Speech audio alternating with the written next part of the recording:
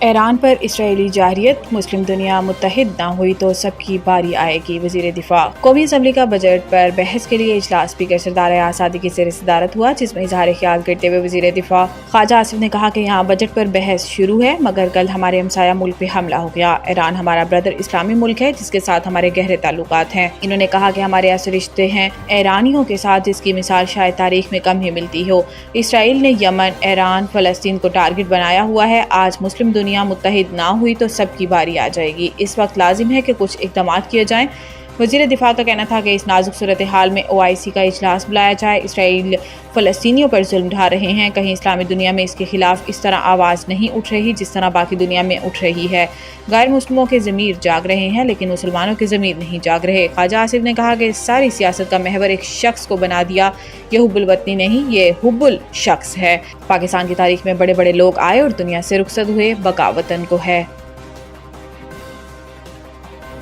ایران کا اسرائیل پر جوابی حملہ، 4 اسرائیلی ہلاک، 63 زخمی، جدید جنگی طیاروں سمیت متعدد عمارتیں تباہ۔ اسرائیلی میڈیا کے مطابق دھماکوں کی آوازیں تل ابیب، یروشلم اور گشنڈان میں سنی گئیں، جس سے شہریوں میں خوف و ہراس پھیل گیا اور شہریوں کو محفوظ مقامات پر منتقل ہونے کی ہدایت کی گئی۔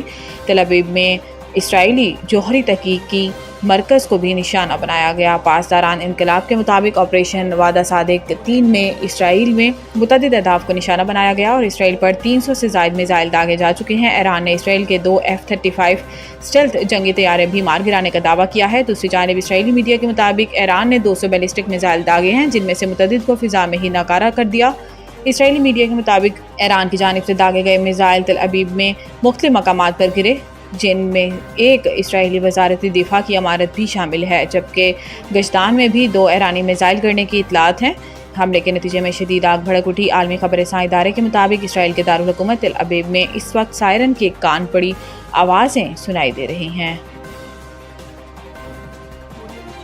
پاکستان کے خلاف بھارت اور اسرائیل کی گھناؤنی سازش بے نقاب، بڑے انکشافات۔ اسرائیلی ویب سائٹ کے نام نہاد بلوچستان اسٹڈیز پروجیکٹ سے دہلی اور تل ابیب کا شیطانی اکا پکڑا گیا۔ میریار نامی بھارتی مہرہ بھی پاکستان مخالف سازش کا حصہ ہے۔ مڈل ایسٹ میڈیا ریسرچ انسٹی ٹیوٹ یا میمری واشنگٹن میں قائم تھنک ٹینک ہے اور جسے سابق اسرائیلی انٹیلیجنس افسر ایگل کارمن نے قائم کیا۔ بلوچستان اسٹڈیز پروجیکٹ کے لیے بھارت کی آشیرواد سے میریار بلوچ کو اس کا خصوصی مشیر مقرر کیا گیا۔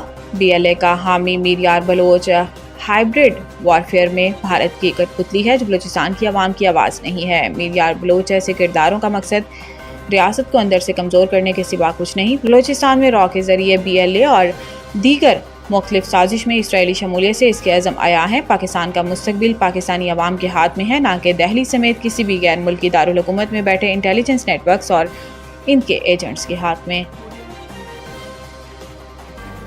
ایرانی عوام کے پاس اپنی حکومت کے خلاف اٹھ کھڑے ہونے کا بہترین موقع ہے، ہم ان کے ساتھ ہیں۔ ایران کی جانب سے جوابی کارروائی شروع کر دی گئی ہے اور اسرائیل پر 100 سے زائد بیلسٹک میزائل داغے گئے۔ ایرانی حملوں میں 15 اسرائیلی زخمی ہوئے۔ اسرائیلی وزیر اعظم نیتن یاہو نے کہا کہ ایران کے زیادہ تر بیلسٹک میزائلوں کو فضا میں تباہ کر دیا۔ اسرائیلی وزیر اعظم نے اپنے پیغام میں کہا کہ ایرانی عوام کے پاس اپنی حکومت کے خلاف اٹھ کھڑے ہونے کا یہ بہترین موقع ہے۔